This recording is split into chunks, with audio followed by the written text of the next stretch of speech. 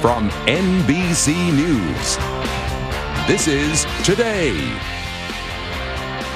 with Kathie Lee Gifford and Hoda Kotb. Coming up, some very simple ways to give back beyond sending a donation.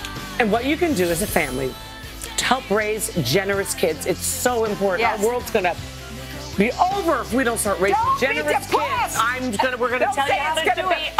It's over if you don't start teaching our kids how to be loving after your local news. Yes, Hoda.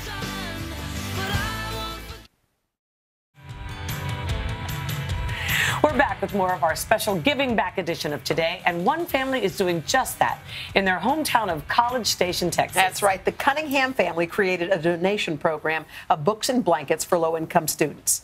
Here's their story. My name is Melissa Cunningham, and 3 years ago, my family and I started our Books and a Blanket drive. We were trying to brainstorm ways to impact our community, and our daughters, Harper and Maggie, suggested donating books to local kids who may not have them at home. Maggie decided she wanted to include a blanket in the giveaway as well, and our program was born. We started collecting small plastic crates and filled each one with 10 to 15 donated books and a warm blanket. The idea is that when the crate is turned to one side, it looks like a small library, so children can bring it with them anywhere. To date, we've donated over 400 cartons containing about 6,000 books. Now, different cities have heard about our drive and have started doing the same thing in their own communities. We're currently working on becoming a formal nonprofit and hope to continue the Books and a Blanket drive for years to come. Wow, Hoda and I are so impressed. We are. We're blown away. Melissa Cunningham is here with her daughters, 10-year-old Harper and 9-year-old Maggie. And Mary Giles is the deputy editor of FamilyFun magazine, which honored the Cunninghams in its 2014 National Volunteer Contest. Well, hi, girls. Congratulations, ladies. You were very young when this idea came to you. Why? What happened to make the idea come about? Yeah, Harper. Harper?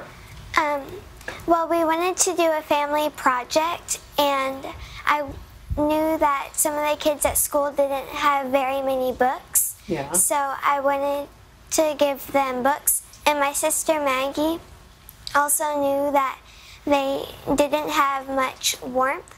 Yeah. So she So you said decided blankets, to huh? put blankets into. What a great combination. How cool. So did you ever get to see any of the families who got your books and your blankets, Maggie?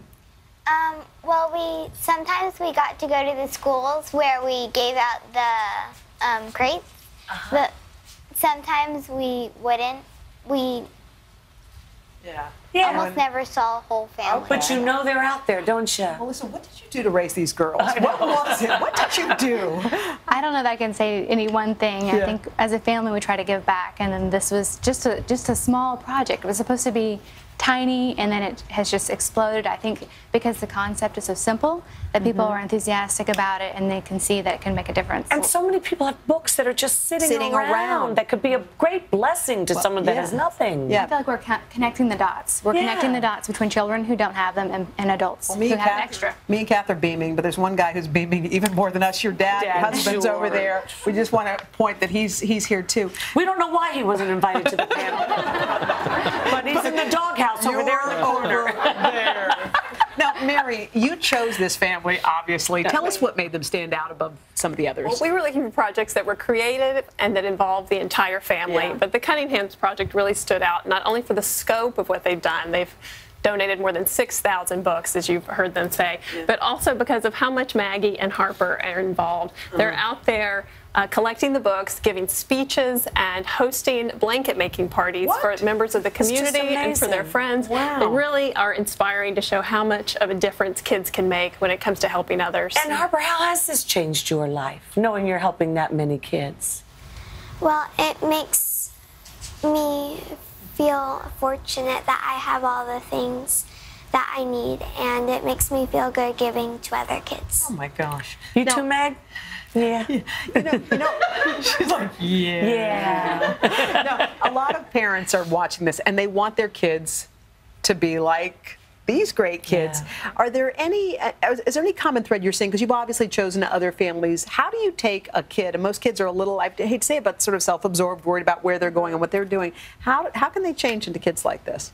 Well, that's true, and volunteering really does help teach your kids gratitude and compassion and responsibility. I think one thing you can do is sit down as a family and talk about a cause that the whole family would be interested in volunteering and push together. Because you want to find a cause your kids are interested in, and often that does involve helping other kids. So agree on a cause together as a family, and don't be afraid to start small, because often that is what holds a lot of people back from volunteering, is you're worried about fitting it into your schedule. So, you know, once a month or whatever you can fit into your schedule. I know there are a lot of other families that you honored, and those will be in your magazine. You guys, this is awesome. Thank you. Congrats. There's a wonderful scripture that says, little is much when God is in it, or something like that. It's not a scripture, it should be. Okay.